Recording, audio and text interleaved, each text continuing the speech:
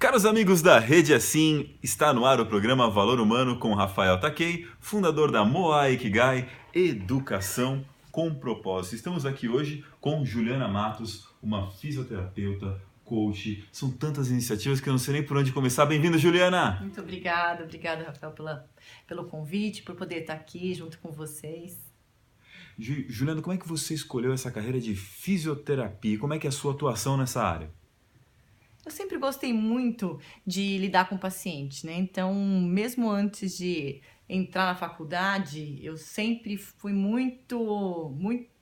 buscava muita parte da medicina, sempre busquei. Aí logo depois que eu me formei, me apaixonei, tanto é que eu não sabia nem qual área seguir da fisioterapia, falando muita verdade pra você, porque eu me apaixonei por todas as áreas. São tantas, né? São. Mas eu acabei me especializando em terapia intensiva, aí fui trabalhar em UTI, trabalhei em UTI por muitos anos. E depois fui trabalhar com geriatria. E aí foi onde eu comecei a trabalhar muito com a terceira idade. E aí você começou a trabalhar com uma clínica própria no passado desse processo? Como é que... Eu sei que deu um belo de um pulo aqui, né? Vamos lá. Então, assim, logo que eu me formei, eu fiz a minha pós em terapia intensiva. Aí eu fui trabalhar, fiz minha pós na USP em São Paulo, passei por todos os UTIs. Aí eu trabalhei em 4 hospitais como funcionária mesmo. Trabalhei no Santa Catarina, no Hospital do Câncer em São Paulo. Trabalhei no Vila Alpina, trabalhei no Santa Catarina. Então, assim, passei por vários hospitais. Aí, logo depois que eu casei e vim embora para São José, trabalhei em mais alguns hospitais aí em São José. Aí, depois dos 4 anos de formada, foi quando um médico me fez um convite. Eu quero montar um serviço de fisioterapia. Então, eu falei, opa, me interessa, né? Fisioterapeuta, né? Eu sou fisioterapeuta. E aí, foi quando despertou a vontade e eu fui fazer administração de empresa. Você fez tudo, menina? Aí eu fiz uma pós-administração e foi quando eu montei minha primeira empresa de prestação de serviço na área de fisioterapia hospitalar. E aí eu trabalhei num hospital por 2 anos, depois migrei, peguei um outro hospital onde eu fiquei por mais quase 9 anos aí na coordenação, na parte de gestão.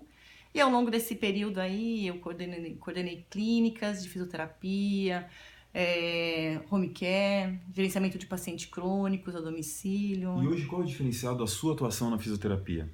Então, aí com toda essa experiência, eu fui começando a me incomodar com algumas coisas, porque eu comecei a ficar muito na gestão e eu saí um pouco da assistência.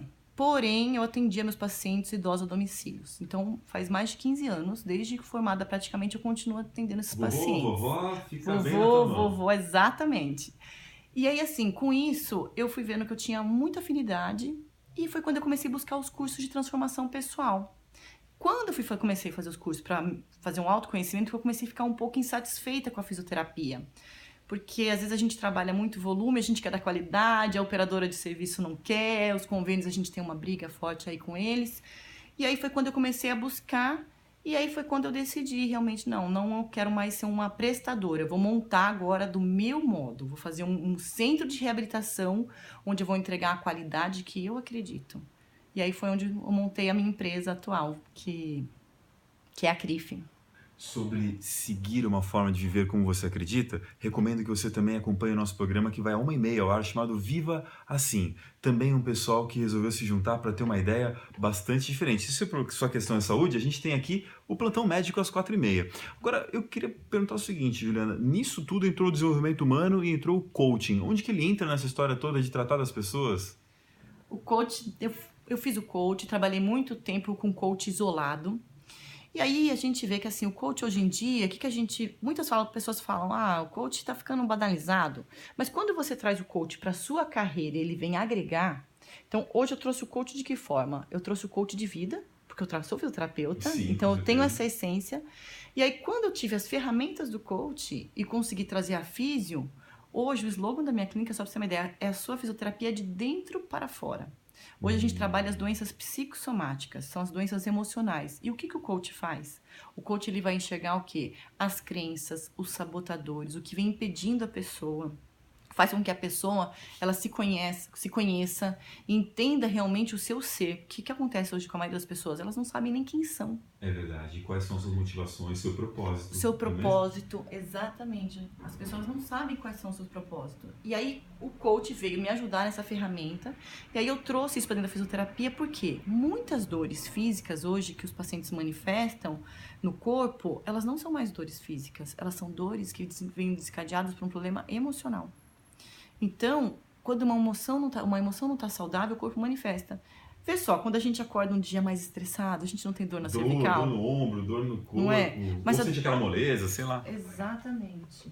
Né? E assim, vem muito com a neurociência hoje em dia, vem muito com a física quântica. Então a gente consegue mesclar tudo isso. Aí eu trouxe o coach para dentro da fisioterapia nesse aspecto, né? Pra gente estar trabalhando. Eu uso recursos de programação neurolinguística, psicologia positiva. Lá na CRIF a gente tem um psicólogo Puxa, também. É muito integral o trabalho que vocês integral. fazem, né? E você percebe mesmo que quando a pessoa ela tem uma razão, um significado, um propósito para se curar, isso acontece melhor e mais rápido? Sem dúvida. Aquele paciente que acredita, ele tem realmente um resultado muito melhor. O que eu falo é que a gente não muda ninguém, a gente só muda quem permite ser mudado, quem se permite ser mudado, não é verdade? Influencia a pessoa que se muda a partir dessas influências muitas vezes, né? Às vezes a pessoa não tem um conhecimento.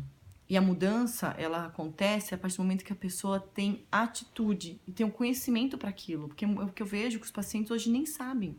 Então, às vezes, numa avaliação, eu falo que a gente consegue fazer uma avaliação que eu chamo de poder de autocura. Porque à medida que a gente vai conversando com o paciente, ele consegue se acessar, voltar, entender o que aconteceu. Se tiver dentro somente do coach, eu resolvo. Se tiver algum passado mais forte, a gente encaminha para o psicólogo. Aí ele dá continuidade nesse acompanhamento, desse tratamento. Uma mulher absolutamente empreendedora e que me contou aqui nos bastidores de que hoje ela também ajuda a recuperar e a reconstruir a estima, a visão e a expansão dos negócios de empresários. Como será que ela faz isso em meio a tocar uma clínica, a cuidar como coach em um atendimento tão especial e personalizado? A gente descobre isso logo após o intervalo do programa Valor Humano na Rede Assim, a rádio mais informada.